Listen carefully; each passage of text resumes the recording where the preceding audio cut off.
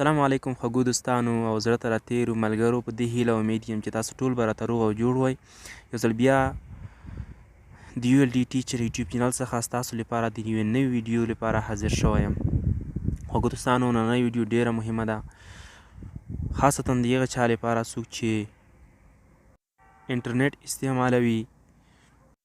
خوږو دوستانو په نننۍ ویډیو کې یو ډېر مهم شی تاسو ته وړاندې کوم، هغه دغه چې کله چې موږ او تاسو یو پیج ته یا یو سایټ ته او یا فیسبوک ته او یا کوم بل شخصي اکاونټ ته پاسورډ ورکړو، نو زموږ تاسو دغه پاسورډ په کوم ځای کې ثبتیږي او چیرته دغه موجود وي. خوږو دوستانو که چېرته نننۍ ویډیو تاسو په غور سره وګورئ نو تاسو به یو څه ورڅخه زده کړئ.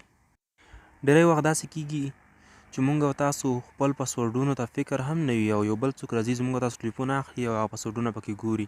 ډېرې په اسانۍ سره بل څوک کولی شي هغه پاسورډونه دوی وګوري او معلوم یې کړي.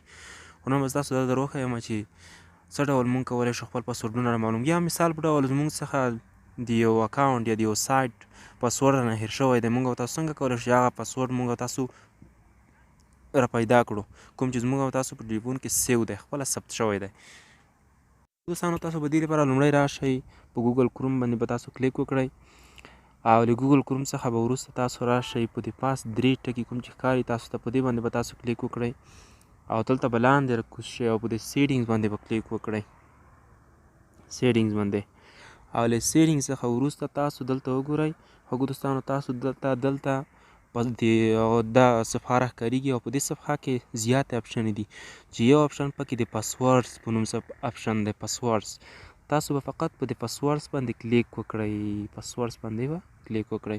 خوږو دوستانو له دغه ځایه تاسو که چېرته دغه په سر باندې کوم اپشن چې دی تاسو دغه آف وي نو دغه به تاسو آن کړئ تر څو کوم پاسورډونه چې تاسو پیجونو ته ورکوئ هغه تاسو سره دلته ثبت شي. او که چېرته ستاسو سره آن وي نو تاسو ته به حتما لاندې هغه سایټونه در وښیي کوم سایټونو پاسورډونه چې ستاسو په ټلیفون یا ستاسو په کروم کې ثبت کړی شوي. تاسو وګورئ لاندې د دې پاسورډز د عنوان لاندې کوم سایټونه چې دي د دغه ټولو سایټونو پاسورډونه تاسو ګورئ. دلته کوم وخت چې تاسو کلیک ورباندې کوئ، زه اوس کلیک ورباندې نه کوم ځکه زما پاسورډ یې دلته ښایي تاسو ته. نو دلته سانو یو کوشش کوئ د پاس سر باندې کوم چیک چې دی د اپشن چې دی دغه آف کوئ تر څو پاسورډونه هم سیو کېږي نه دلته، او یا که مو سیو کړي وي یا ثبتوئ دلته نو کوشش دا کوئ چې هر چا ته به ټلیفون په لاس کې مه ورکوئ تر څو خپل معلومات مو ساتلي وي خلکو څخه. خوږو دوستانو نننۍ ویډیو تر همدغه ځایه بس ده. نه غواړم چې ویډیو ډېره اوږده کړم، تاسو رانه ستړي کېږئ، خو دومره کار کوئ خوږو دوستانو چې تاسو زموږ سره همکاري او زموږ څخه ملاتړ کوئ. زموږ ملاتړ چې دی هغه زموږ د یو ایل ډي ټیچر یوټیوب چینل تاسو تر سره سبسکرایب کړئ. د نورو مهمو او ښایسته ویډیوګانو لپاره زموږ سره اوسئ. خوږو دوستانو یوه بله خبره چې درنه هېره نه شي، انشاءالله زه په پام کې لرم چې تاسو ته د انګلیش کورس هم شروع کړم د همدغه یوټیوب چینل څخه، نو زموږ سره اوسئ. تر اوسه لپاره د خدای په امان، الله مو مل شه.